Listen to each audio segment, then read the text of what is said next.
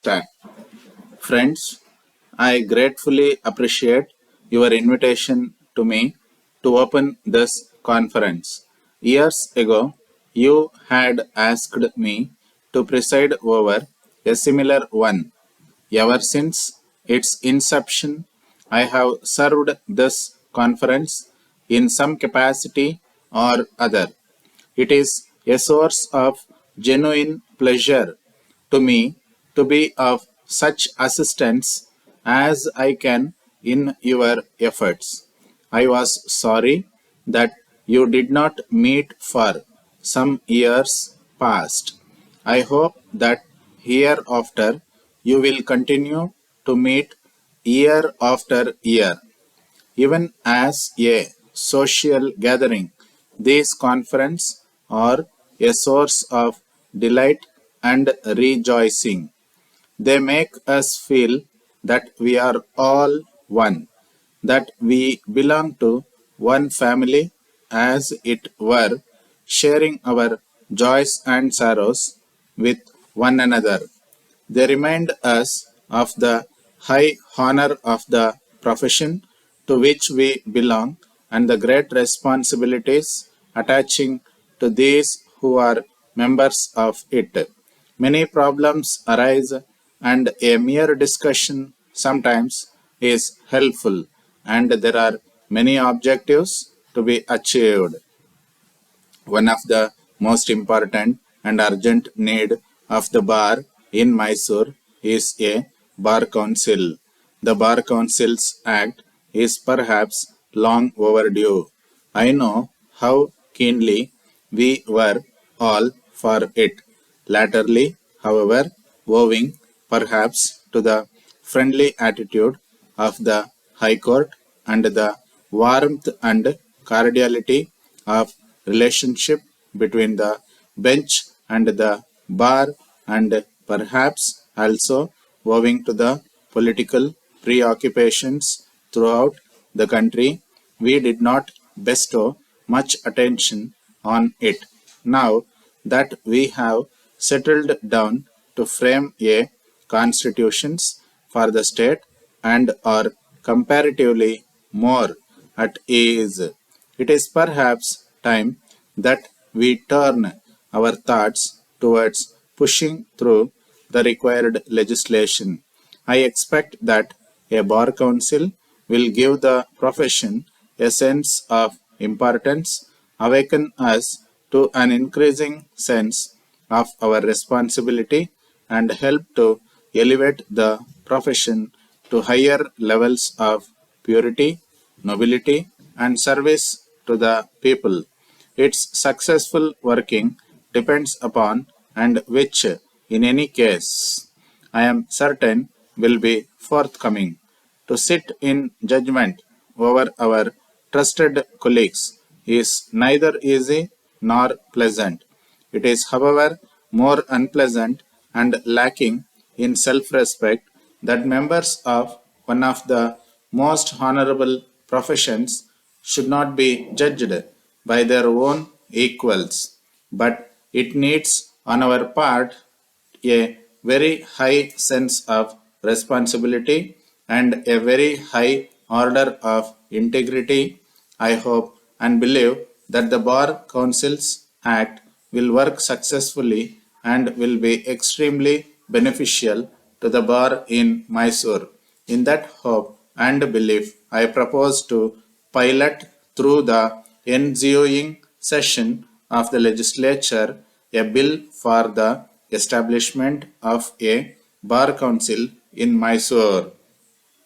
Then there is the question of the establishment of law college in the state. It has long been engaging the attention of the government and the university. We have no definite statistics of the number of students from the state who annually migrate to adjoining territories for the study of law. I have a feeling that it must be about 100, if not more. If we open a law college, all of them could be saved the trouble of having to go out of the state for the study of law.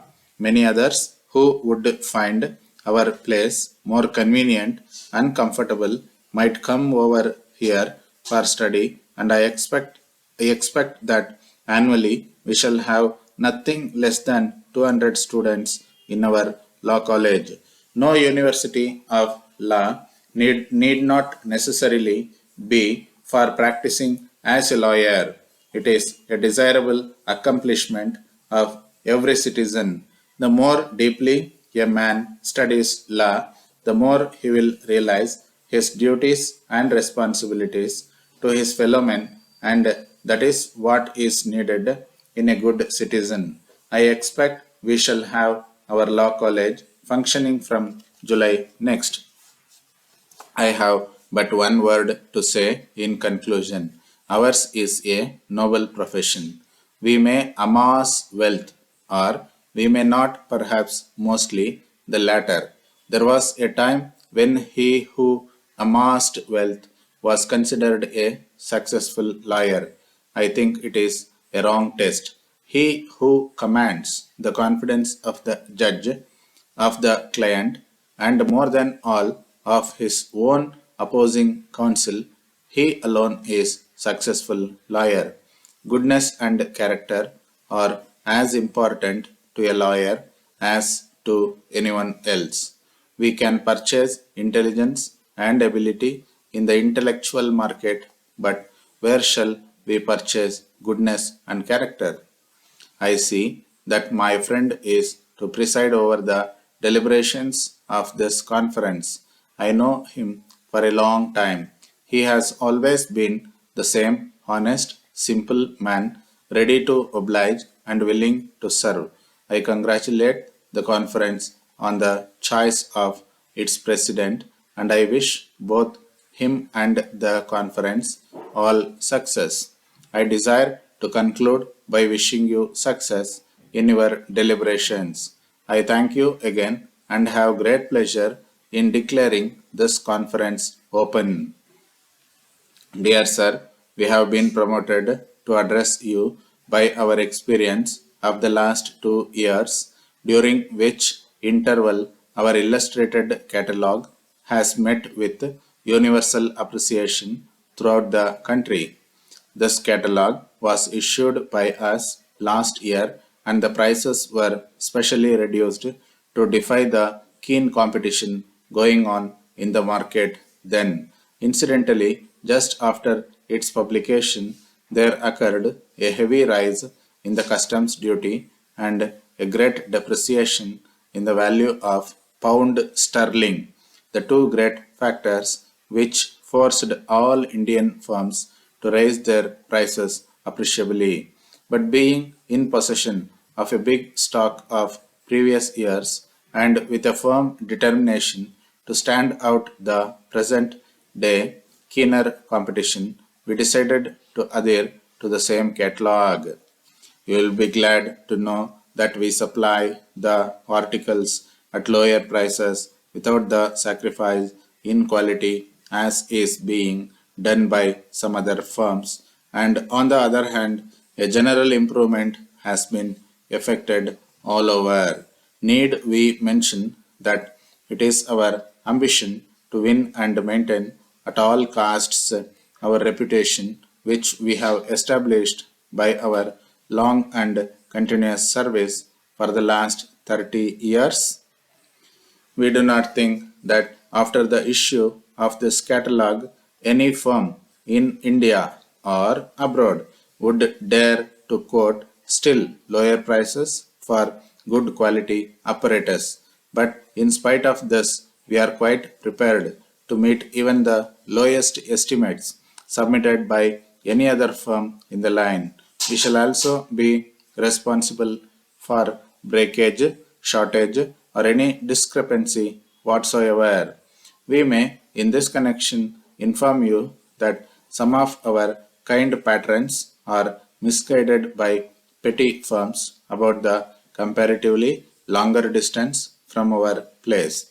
But we beg to assure them that by virtue of our vast experience, our special resources, and the huge stock at our disposal, our prices will still be found more favorable. We hope you will avail yourself of our services and will favor us with your esteemed orders and enquiries, which will receive our most prompt and best attention as in the past. Thanking you for your kind patronage. We remain yours faithfully.